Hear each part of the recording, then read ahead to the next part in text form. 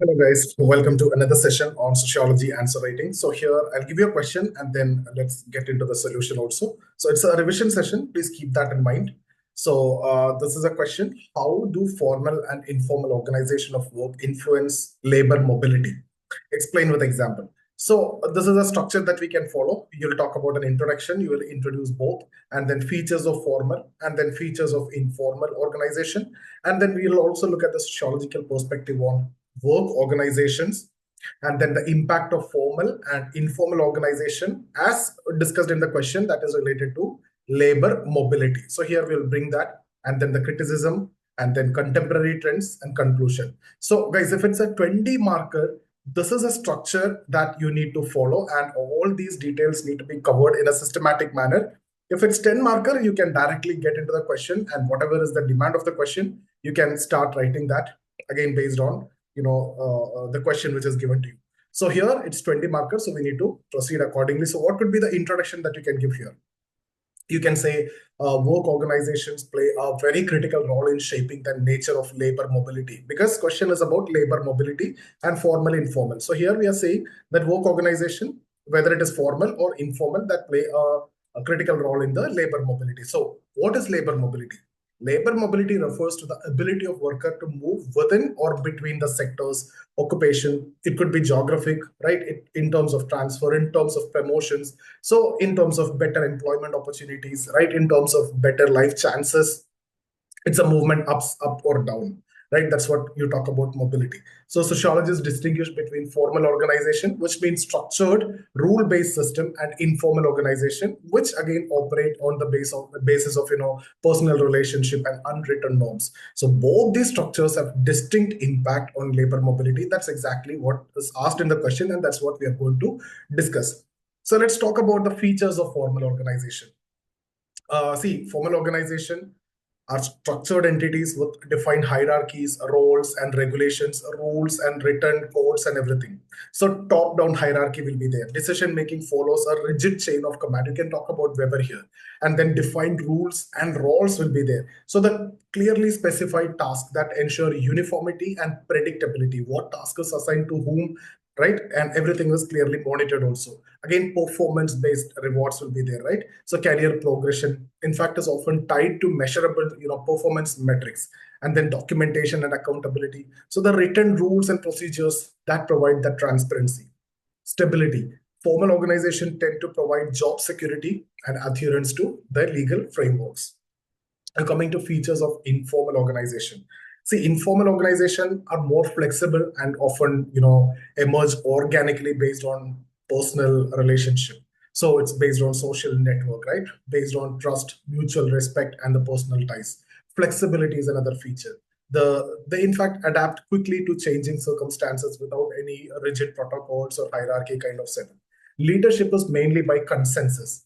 Informal leaders emerge based on charisma or influence rather than designation, right? So rather than the chain or hierarchy. And then the lack of written rules here. Operations are guided by unwritten norms and social expectations. Vulnerability. Informal organization often lack the legal protections, and that expose the workers to exploitation. No security for tenure, nothing. Right. Now, if you look at sociological perspective, I think you can discuss more about Weber here, so that we have already studied. Ralph Darendorf also we have discussed. Piri Bourdieu also we have discussed in detail. Jan Breman also we discussed in detail. So all that you can get from the class and the PDF, right? So here I'll quickly go through that. Weber, you can talk about formal organization reflect the rational legal authority, and that ensure that efficiency through strict rules and hierarchies. Explain about that. Elton Mayo's Hawthorne studies, right? That emphasize the role of informal organization in improving worker satisfaction and productivity through interpersonal relationship. So Elton Mayo, Hawthorne studies, you can write in the context of informal organization. Ralph Darendorf highlighted the role of authority and conflict within formal organization, which could both inhibit and enable labor mobility. So Ralph Darendorf, we discussed this again in detail. Go through the class, go through the notes. And then Jan Breman, we discussed again in detail. He discussed how informal labor market often reinforce exploitation, particularly of the marginalized groups like Dalit, tribals in India. And we discussed this in many cases as examples in paper 2 also.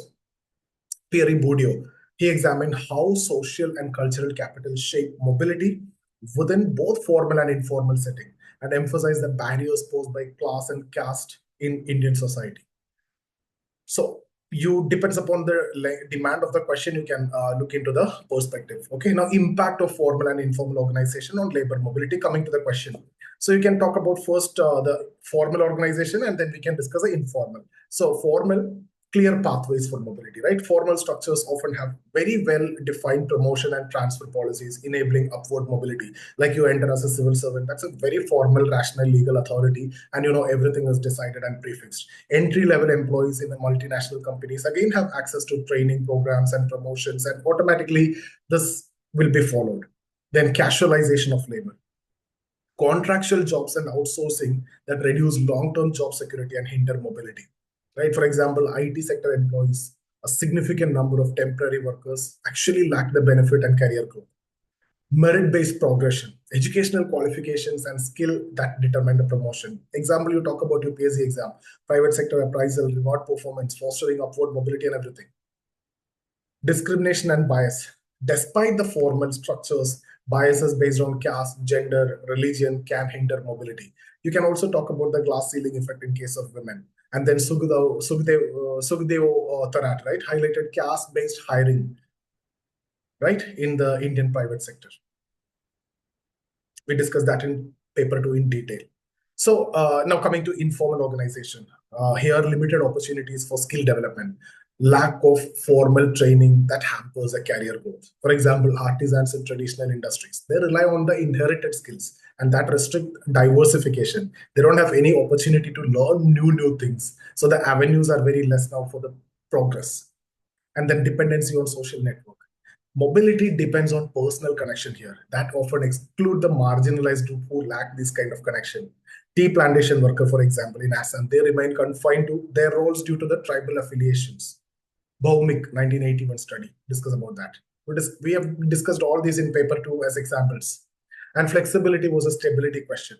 See, the informal setup offer flexibility, that's there, but they lack security of formal jobs. Stability is not there. Job security is not there. So migrant workers in urban area, they shift jobs frequently, that there is no long-term stability or security. No such progress also there. And now neo-bondage and exploitation. Workers in informal settings are often trapped, in what kind of situation? Very difficult situation in exploitative conditions due to that their economic necessity, and job is not a choice. It's a matter of existence. So it's a necessity. And Breman's concept, Jan Breman's concept, we discussed this neo-bondage, right? This term, neo-bondage in non-farm sectors that highlight the limited mobility for marginalized workers. Of course, gender discrimination, gender dimension, pink collar job, glass ceiling effect. Many cases we discussed when we talked about patriarchy. Women in informal sector are often confined to low-paying, caregiving jobs like teachers, nurses, like that. Glass ceiling. Women in formal sectors also, they face, barriers to leadership roles due to societal norms. There is a limit to which they can go. For example, there are many feminist critics. They highlight the underrepresentation of women in corporate boardrooms. Right? You can talk about Anne Oakley. We have discussed about Sylvia Valby. So many examples we have covered when we talked about the women movement and patriarchy, sexual division of labor, violence against women. In all these cases, we discussed all these in detail. Now, criticisms or the contemporary trends. See, the overemphasis on structures. The critics basically argue that organizational structures alone cannot explain labor mobility. There are many factors, macroeconomic factors, like globalization have a huge role to play. Automation have another role to play. Nowadays, the AI, artificial intelligence, is going to play a big role in the upcoming days. And then hybrid models, the rise of gig economies that blurs the line between formal and informal organizations. For example, platforms like Uber, combine formal contracts with informal flexibility. And then role of social movements, labor unions, and advocacy groups, they play a significant role in improving mobility for marginalized workers. For example, self-employed women's association that empower women in informal sectors. So this we discussed 5 topics we have covered, taking 5 days, right? The social movements. So that dimension you can mention. So what I need to conclude by saying that formal and informal organization profoundly shape labor mobility for sure, by influencing access to opportunities, skills, resources, etc.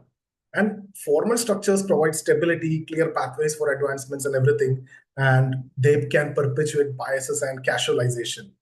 Informal organization, they are flexible, often reinforce social hierarchies and economic vulnerabilities. That issue is there. So what we need is a gap between these two, bridge the gap between these structures through inclusive policies, skill development, various skill development programs, initiatives. That's very much essential for fostering equitable social mobility, particularly in the diverse socio-economic landscape of India, where a lot of marginalized sections are there whose voices are never heard. So all these are the dimensions which you can capture in your answer, so that it's going to be a well-rounded answer. So that's about this session, guys. I hope you like the video. If you like the video, share it with your friends also. And if you're looking for any mentorship on sociology, test series, or the courses, check out the details in the description and get in touch with us. So see you guys in the next video. Thank you so much.